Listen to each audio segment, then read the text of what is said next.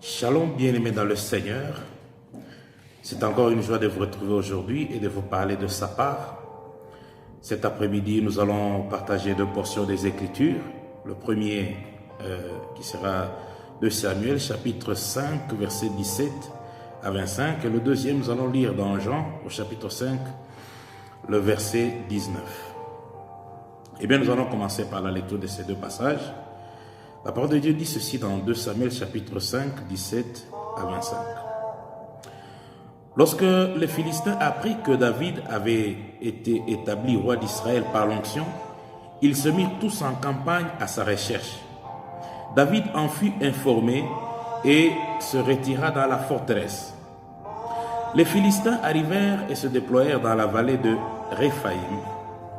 David consulta l'Éternel et lui demanda: dois-je attaquer les Philistins? Me donneras-tu la victoire sur eux? L'Éternel répondit à David: attaque-les, car je t'assure que je te donnerai la victoire sur les Philistins. David se rendit donc à Baal-Pératsim et les bâtit là. Puis il déclara: comme les eaux rompent une digue, l'Éternel a fait une brèche devant moi dans les rangs de mes ennemis. C'est pourquoi on a donné à ce lieu le nom de Baal-Pératsim, qui veut dire le maître des brèches. Les Philistins abandonnèrent leurs idoles sur place et David et ses gens les emportèrent. Les Philistins revinrent à l'attaque et se déployèrent de nouveau dans la vallée de Réphaïm. David consulta l'Éternel qui lui répondit: n'y va pas directement. Contourne-les par leur arrière, puis reviens sur eux en face de la forêt des mûriers. Quand tu entendras un bruissement de pas dans les cimes de mûriers, alors hâte-toi, car je me serai mis en campagne devant toi pour combattre l'armée des Philistins. David fit ce que l'Éternel lui avait ordonné, et il battit les Philistins en les poursuivant jusqu'à Géba, depuis Géba jusqu'à l'entrée de Gézer. Le deuxième passage dans Jean, chapitre 5, le verset 19 dit ceci: Jésus répondit à ses reproches en leur disant: vraiment, je vous l'assure, le Fils ne peut rien faire de sa propre initiative. Il agit seulement d'après ce qu'il voit faire au Père. Tout ce que fait le Père, le Fils le fait également. Que Dieu vous bénisse. Bien-aimés, de dimanche passé, le pasteur nous a parlé sur la discipline, une clé pour la réussite. Et nous avons beaucoup été bénis par ce message-là. Et nous avons même commencé à revoir nos habitudes, nos forces et même nos faiblesses afin de nous ranger sur le chemin de la discipline. Voyez-vous, ce n'est pas toujours facile de s'imposer une discipline. Aujourd'hui, nous avons voulu partager ce texte qui est revenu, encore une fois, lors de la méditation quotidienne du lundi, je crois, avec le calendrier de la Ligue pour la lecture de la Bible. Plusieurs l'ont certes lu et médité, mais nous voulons partager quelque chose de plus particulier dans ce texte. Ce texte, comme vous venez de l'écouter, il nous parle de David, le roi David. Vous savez, David a eu un très long parcours avec Dieu. Et aussi, il a eu un parcours vers le trône. Il n'est pas parachuté sur le trône. Plusieurs aiment subitement devenir tels, sans avoir eu un parcours. Ce n'est pas bon, bien-aimé. C'est que vous devenez en un coup d'œil, sans aucun parcours, peut vite s'effriter. J'ai beaucoup aimé une exhortation que notre sœur nous a donnée il y a quelques jours, 2 ou 3 jours. Elle nous a dit que ce temps de confinement, ce temps que nous traversons, nous permet d'avoir une relation personnelle et sérieuse avec Dieu. C'est aussi un parcours que nous devons rattraper. Vous voyez, tout ce temps, nous étions très ensemble, que vous n'avez pas eu le temps d'avoir une relation personnelle avec Dieu. Mais vous avez maintenant l'occasion d'avoir cette relation personnelle avec Dieu. C'est un parcours que nous traversons. Vous me direz, mais Salomon, il est devenu roi sans avoir eu aucun parcours significatif ou un parcours signalé quelque part. Mais rappelez-vous que son père David a fait ce parcours. Et Dieu lui a dit, tu ne manqueras pas un fils sur le trône d'Israël. C'est ainsi que tous les rois qui ont suivi, même si c'était des idolâtres, des polygames, vous n'allez pas prendre là un exemple à suivre. C'est un problème d'alliance entre Dieu et celui avec qui il a fait l'alliance. Dieu avait déjà promis le sceptre à Juda avant même que Moïse fût né. Que pouvait-il faire d'autre? Vous savez, il y en a qui se plaisent à vivre aujourd'hui dans le péché parce qu'ils vivent déjà des bénédictions de l'alliance entre Dieu et leur Père. Qu'ils sachent que ce n'est pas bon pour eux. Si Dieu tolère un jour, il ne tolérera pas tous les jours. Si Dieu a toléré pour David, Salomon et tous les autres qui ont été des polygames, ce n'est pas pour autant qu'il tolérera pour vous. Revenons à notre sujet, le parcours de David. Vous savez, David était tout jeune quand il a été oint roi. Il était encore très jeune. Mais c'est environ 20 ans plus tard qu'il a accédé finalement au trône. Il a d'abord régné pendant 7 ans sur une tribu. Ensuite, il a finalement régné pendant 33 ans sur tout Israël. Je rappelle ici que pendant les 20 ans, il vivait souvent comme un fugitif parce que le roi qui était sur le trône le persécutait. Après l'avoir enrôlé dans l'armée, il a vu en David quelqu'un qui pourrait l'évincer. À des moments, il a dû se réfugier chez les Philistins. Les mêmes Philistins qu'il a combattus et vaincus dans l'armée de Saül, alors qu'il était sous les ordres de Saül. Figurez-vous, dès son arrivée là-bas, on le prit et on le présenta à Akish, le roi de Gath. Souvenez-vous que Gath, c'est de là, c'est le pays d'où venait Goliath, que David avait tué. On dit à Akish, est-ce que tu connais cet homme? C'est David qui a tué notre vaillant héros Goliath. C'est pour cet homme que les Israélites, des filles, des femmes ont chanté dans la rue. Saül a vaincu ses milliers et David en a vaincu ses dizaines de milliers. Vous savez ce que David a fait? Il a fait le fou. Il a commencé à baver, à dire des foutaises, à faire des marques sur les portes des maisons des gens, comme un fou, juste pour rester en vie. Pourtant, il n'avait pas perdu l'onction. Vous savez, l'onction ne vous épargnera pas d'être en position de faiblesse. Et en cette position-là de faiblesse, n'essayez pas de montrer à la face du monde que vous, là, vous avez tué le lion, vous avez tué l'ours, vous avez terrassé Goliath. Non. Ne faites pas ça. Ne montrez pas comment vous avez arraché la tête de Goliath. Non. Il y a des moments où il faut rester calme et même se cacher juste pour conserver sa vie. Parfois, ça nous demande de l'humilité. David, lui, il en est arrivé jusqu'à faire le fou. Ne montrez pas que vous, là, vous savez parler, vous avez la force, vous avez aussi un diplôme, que vous êtes beau ou joli. Non, soyez tranquille et Dieu vous élèvera au moment opportun. Justement, voilà que le moment opportun est venu. Et Dieu a élevé David sur le trône. Ne pensez pas non plus que lorsque Dieu vous élève, vous devenez tout puissant, à l'abri du danger, à l'abri des combats. Détrompez-vous.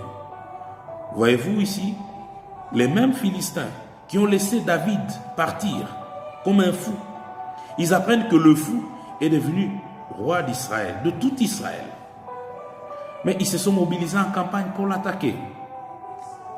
Il pouvait bien se dire, tout seul, il a fait un ravage. Il a fait tomber notre héros. Combien pire en sera-t-il pour nous maintenant qu'il a toute l'armée et tout le peuple avec lui? C'est ici que nous entrons dans les vifs de notre sujet d'aujourd'hui. Consulter Dieu, entendre, voir, puis faire. Consulter Dieu, l'entendre, le voir même, enfin, faire. Vous savez, il ne suffit pas de consulter Dieu, mais il faut aussi attendre sa réponse avant de faire quoi que ce soit. Dans ce texte de Samuel, chapitre 5, versets 17 à 25, les Philistins ont attaqué David par 2 fois, sans relâche. La première fois, au verset 19, David a consulté Dieu et il lui a demandé exactement, dois-je attaquer les Philistins? Me donneras-tu la victoire sur eux? Il y en a qui ne consultent jamais Dieu. Mais il y en a aussi qui consultent Dieu seulement pour certaines choses, mais pas pour certaines autres choses. Ils se disent, est-ce que pour ça, il faut consulter Dieu? Est-ce que pour écrire un CV, il faut consulter Dieu? Est-ce que pour se marier, il faut consulter Dieu? Est-ce que pour voyager, faut-il consulter Dieu? Mais Dieu sait que chaque jour, je dois travailler, je vais au travail chaque jour. Dois-je pour cela consulter Dieu? Dieu sait que je dois aller au travail. Mais je vous dis, si vous n'avez pas l'habitude de parler avec Dieu chaque jour, il y a des choses qui vous surprendront. Mais si vous avez l'habitude de parler avec Dieu avant toute chose, un jour, Dieu vous montrera même un accident qui va arriver. Dieu peut vous montrer un incident avant qu'il n'arrive. Ou alors, il vous montrera même les moyens d'en échapper, tout en vous laissant y aller.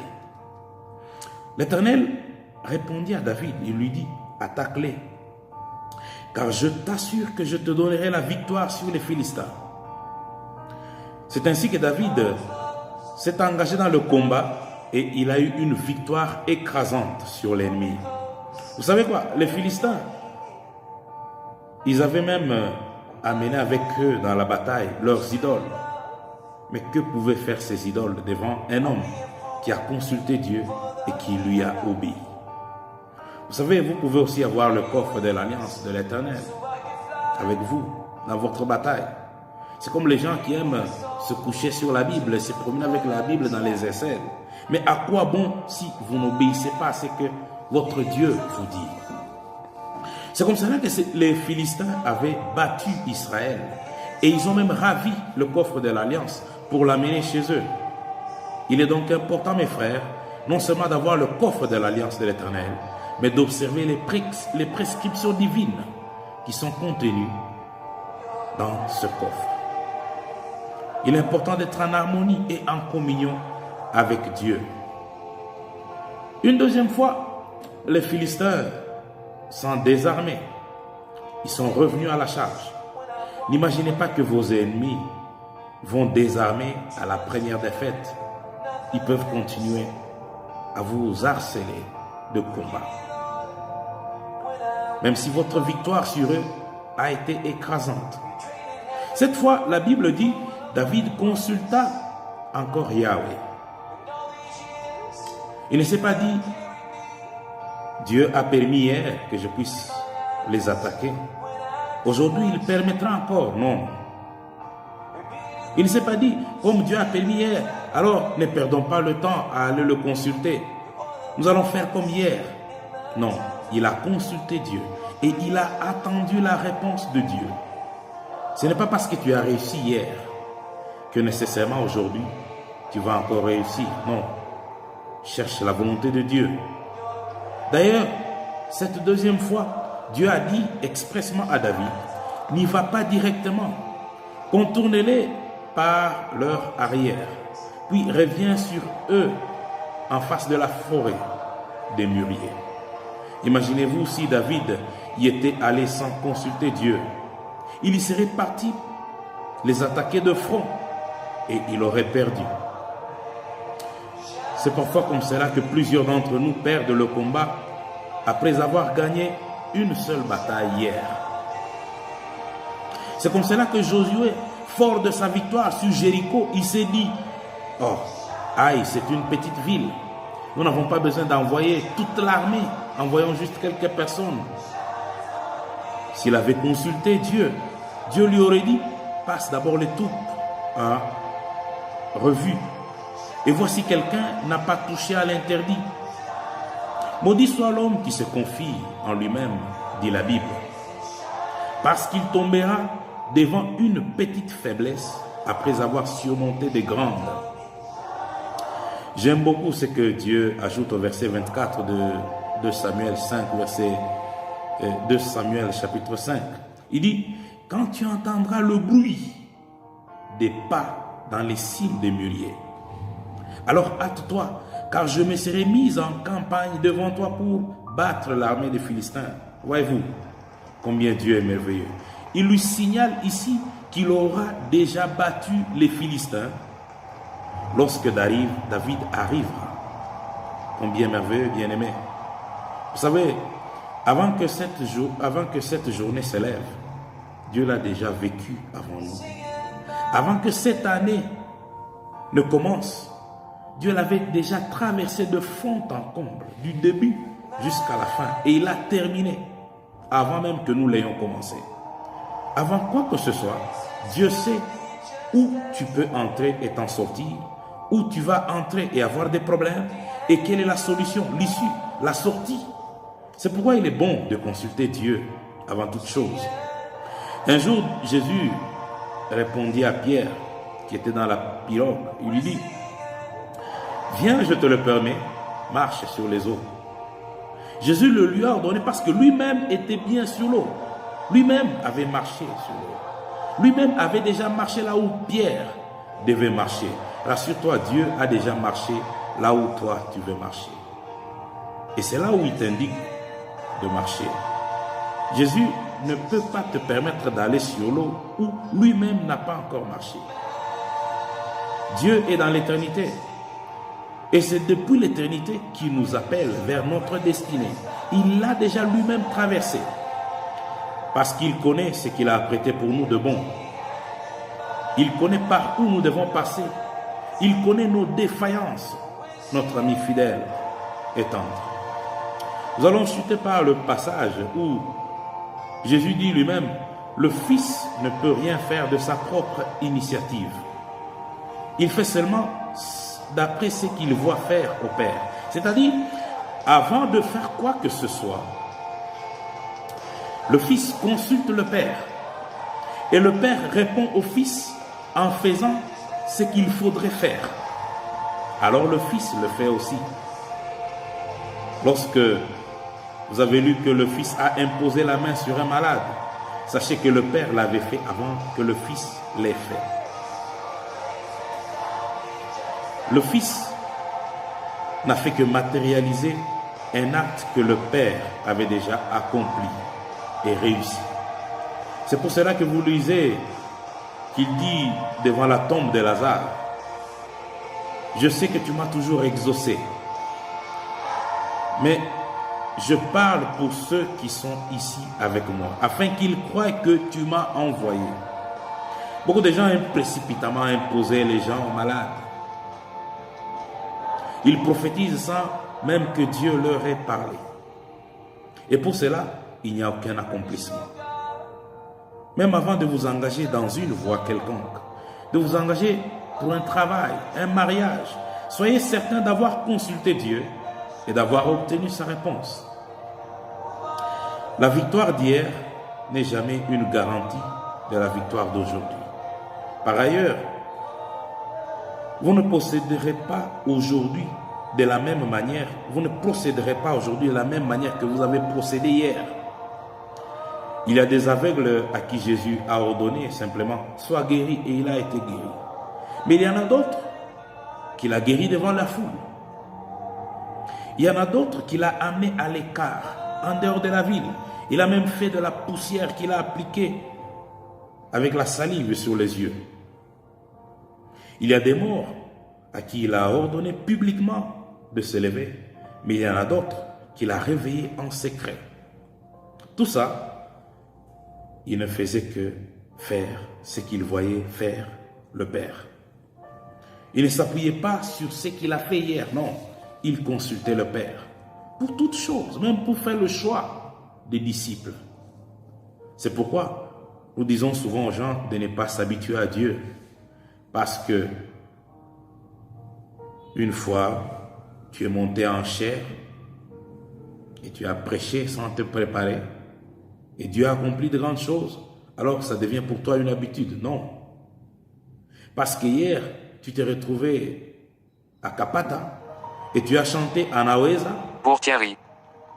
Et tout le monde a été rempli du Saint-Esprit. Alors tu viens encore aujourd'hui chanter Anaweza. Parce que hier, la répétition était merveilleuse. Alors tu viens aujourd'hui en retard. Tu viens chanter sans même te préparer sérieusement et même te consacrer à Dieu. Non. Vous savez, si vous êtes vraiment à l'écoute de Dieu, il peut arriver, je dis bien, il peut arriver que Dieu vous souffle de chanter un autre cantique que celui que vous avez préparé hier. Il peut arriver que Dieu vous souffle un autre message que celui que vous avez préparé. Et ce sont les résultats qui vont le confirmer que c'est Dieu qui vous parle. Mais pour cela, vous devez être à l'écoute de Dieu. Dieu a curieusement dit à David, ne les attaque pas de front. Contourne-les par derrière, c'est important ça. Et pour indice, il lui dit, le bruit des pas que tu entendras, c'est moi. Alors suis-moi. Moi qui suis invisible, je les tabasserai, je les frapperai. Et toi qui es visible, tu viendras simplement pour matérialiser. C'est en cela que nous vivons la victoire. Lorsque nous nous mettons à consulter Dieu, à attendre sa réponse, nous l'écoutons, nous l'entendons. Parfois, Dieu même va nous montrer quoi faire. Il le fait lui-même devant nous. Avant la bataille de Jéricho, un jour Josué était près de la ville de Jéricho. Il avait vu un guerrier debout, avec son épée, son arme dégainée. Et dans cette angoisse, avant la bataille, il lui demande, toi là, tu es des nôtres ou bien tu es avec nos ennemis? Et l'homme lui répondit, moi, je suis le chef d'armée de l'Éternel. Alors Josué se prosterna, le visage contre terre, et il dit, Seigneur, je suis ton serviteur. Quels sont tes ordres? Toi, à la place de Josué, tu es sous les ordres de qui? De personne? De Dieu? Ou de toi-même? Ou sous les ordres des hommes? Si tel est le cas, sache que ta victoire n'est pas garantie. Nous allons nous incliner un instant et nous allons prier le Seigneur. Père notre Dieu, nous voici devant toi en cet instant précis. Moi-même personnellement ainsi que tous ceux qui me suivent en cet instant. Il y a ceux d'entre nous qui t'ont certes consulté hier dans certains domaines de la vie, mais pas dans certains autres domaines de la vie qu'eux-mêmes savent. Il y en a qui se sont confiés en eux-mêmes. Nous te prions de nous pardonner tous. Peut-être que nous avons perdu cette habitude de te consulter. C'est certainement pour cela que nous avons aussi perdu cette habitude de vaincre chaque jour et de réussir. Pardonne-nous, Seigneur. Nous revenons à toi aujourd'hui, ce soir. Et nous demandons ta volonté pour notre vie, ta volonté pour nos enfants, ta volonté pour notre travail, pour les fiançailles et le mariage de ceux qui ne sont pas encore mariés. Certains sont certes aveuglés parce qu'ils sont déjà tombés amoureux. Difficile de te consulter dans ce cas, mais viens, Père, les recadrer. Combien sont passés de fiançailles en fiançailles, de mariage en mariage, parce qu'ils ont perdu l'habitude de te consulter. Combien sont en train d'écrire des CV et des CV parce qu'ils ne te consultent jamais. Viens, Père, ne te fatigue pas de nous parler et de nous appeler à toi. Combien d'étudiants échouent, combien d'élèves échouent parce qu'ils n'ont même pas entendu dans quelle faculté, dans quelle section tu as fait retentir le bruit de tes pas. Nous avons besoin de toi pour soumettre à tes genoux les cœurs des grands de ce pays. Depuis la présidence, le Sénat, les assemblées des députés, même dans les cours et tribunaux, dans les gouvernements, au niveau national, provincial, urbain, municipal, même dans les territoires, les chefferies, les villages, nous te prions, Seigneur. Fais retentir le bruit de tes pas aux oreilles des chefs d'armée, des chefs de la police et même les dirigeants de ton Église. Combien suivent et servent les désirs de leur cœur. Ils chantent, ils prêchent, ils offrent, ils volent même, ils détournent, ils choisissent, ils destituent, ils tuent même, juste pour satisfaire les désirs de leur cœur. Viens nous recadrer, Seigneur. Nous voulons t'entendre, nous voulons te voir, nous voulons voir ce que tu vas faire pour nous, ce que tu vas faire d'avance pour la vie de chacun de nous, ce que tu vas faire pour ce pays. Et nous voulons aller dans ta direction afin de réussir dans ce pays et aller de l'avant. Au nom de Jésus, nous prions ainsi avec action de grâce. Amen. Que Dieu vous bénisse.